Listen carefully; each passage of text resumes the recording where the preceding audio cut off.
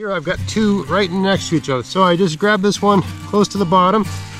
I hold this one down and I just gently rip it out of the ground like that. I just drive my thing down, I wiggle it like that. And then I put it in. I drove this thing in here, so I'm gonna drive it in here and push towards the plant.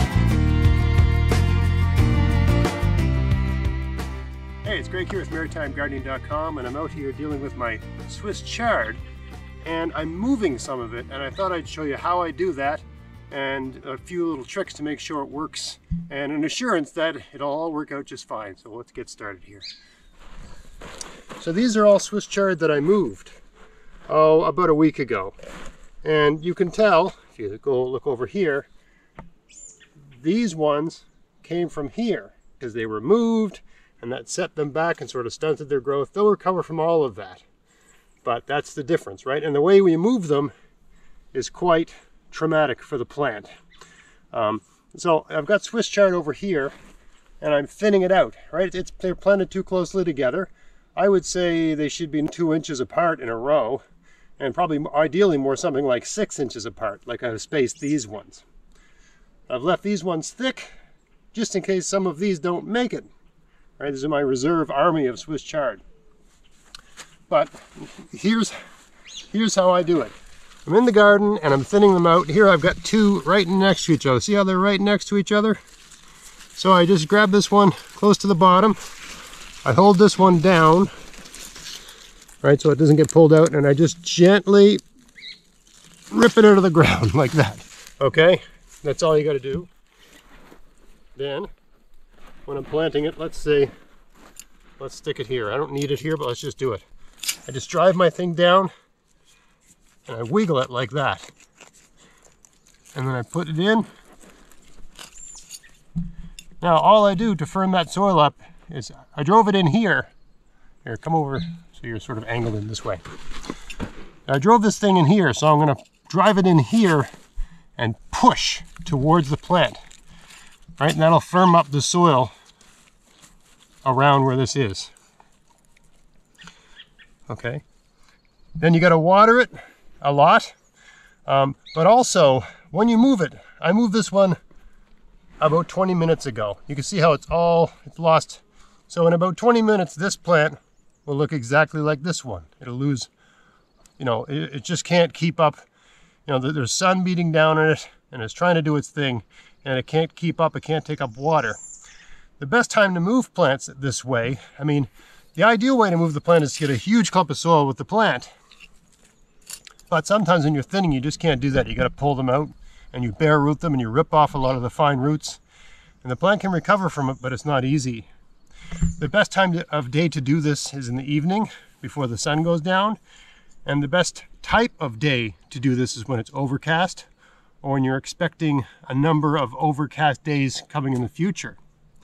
But if you can't, we do what we have to do in our gardens when we have to do it. We can. The ideal day and conditions don't always arrive. So we have to trick the plants into thinking it's night, trick the plants into thinking it's overcast. All right, so if I want to trick this Swiss chard into thinking it's nighttime, I just take away the sunlight, right? Put something on top and just take away the sunlight.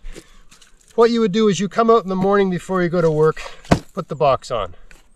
When you get home from work, take the box off, let it get the evening sun, right? So it's going to get a little bit of the morning sun, dawn and dusk sun, right? For a few days, 2 or 3 days, do that. And then on day 3, especially if you've got any sort of overcast days or rainy days, don't worry about it. But for every sunny day, first 2 or 3 days, you leave it covered and you take it off at dusk and put it back on in the morning before you go to work, right? And after about 2 or 3 days of that, take it off, see what happens. If you come home after a sunny day and it looks like this, then it's not ready. You just keep doing that for a few days.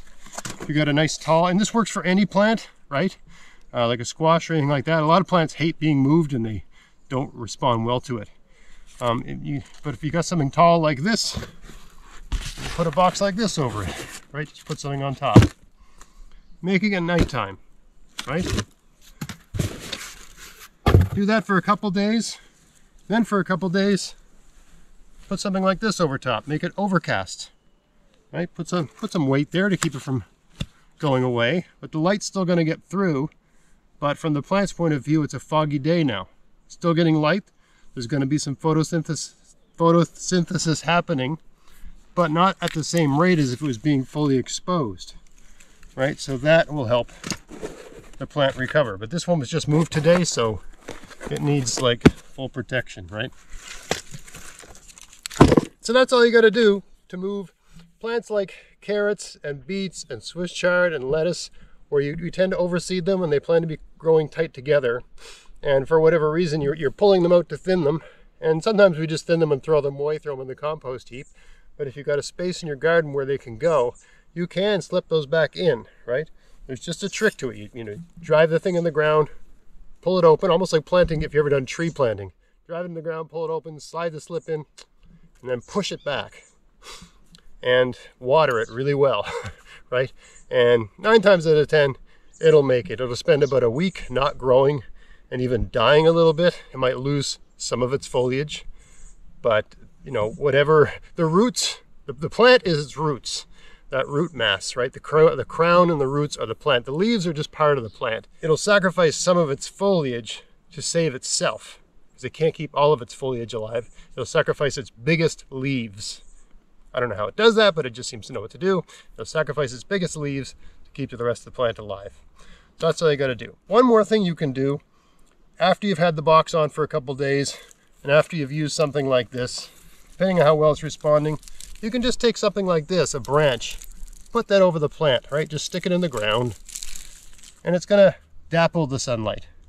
It's reducing the direct sunlight by about 50%, right? It just, again, it's like a cloudy day, right? That's another thing you can do. And you can, anything like this that just filters the sunlight, anything, right? Any sort of branch, anything, right? Just use your imagination. Something to dapple the light, you can use this too.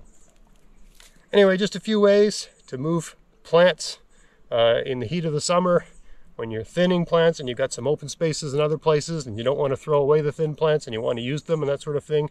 It's totally doable. You just got to be clever and trick the plants into thinking it's overcast and nighttime and that sort of thing, and just stay on top of it for about a week or so, and then the plant should be okay. So I hope you found that interesting. If you did, please like, share, subscribe, and until next time, get out there, get at it, have fun in your garden. Thanks for watching. All right, go. And cut.